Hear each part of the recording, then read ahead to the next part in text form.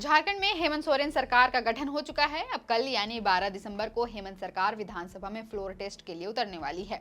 हालांकि मंत्रियों के शपथ के बाद हेमंत कैबिनेट के मंत्री एक्शन मोड में नजर आ रहे हैं। सरकार लगातार राज्य में विकास कार्यों को लेकर चिंतन कर रही है। इसी बीच राज्य के शिक्षा मंत्री रामदास सोरेन ने राज्य की शिक्षा व्यवस्था में सुधार लाने और गुणवत्तापूर्ण बनाने के लिए कई अहम फैसले भी लिए हैं। स्कूली शिक्षा एवं साक्षरता विभाग के मंत्री रामदास सोरेन ने मंगलवार को विभाग के अधिकारियों के साथ बैठक कर विभाग द्वारा संचालित योजनाओं की जानकारी ली। इस मौके पर उन्होंने कहा कि बच्चों को मातृभाषा में पढ़ाई कराने की दिशा पर विभाग काम करे। मंत्री ने कहा कि जिस जनजातीय व क्षेत्रीय भाषा की लिपि उपलब्ध है उसमें पढ़ाई के लिए प्रस्ताव तैयार किया जाए। विधानसभा सत्र के बाद वे इसे लेकर फिर से बैठक कर अंतिम निर्णय लेंगे।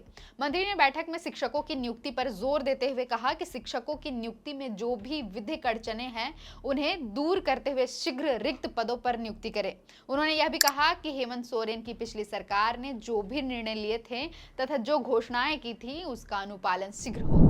मंत्री ने पारा शिक्षकों, बीआरपी, सीआरपी, कस्तूरबा विद्यालयों की शिक्षिकाओं की समस्याओं के भी शीघ्र समाधान के निर्देश दिए हैं।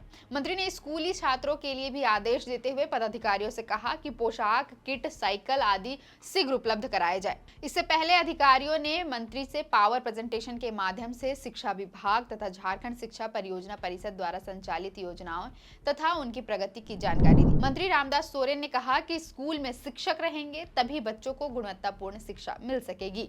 शिक्षा क्षेत्र में हर दिन बदलाव हो रहे हैं और नई नई चीजें आ रही हैं, इसलिए शिक्षकों का दक्ष होना जरूरी है। शिक्षकों की क्षमता बढ़ाने के लिए उनका नियमित प्रशिक्षण कराया जाना और नई जानकारियों से उन्हें अवगत कराया जाना जरूरी है। पूर्व मुख्यमंत्री रघुवर दास सरकार के कार्यकाल में जिन स्कूलों को मर्ज कर बंद कराए गए थे, इन मर्ज किए गए विद्यालयों को शिक्षा मंत्री रामदास सोरेन द्वारा पुनः खोले जाने का निर्णय लिया गया है।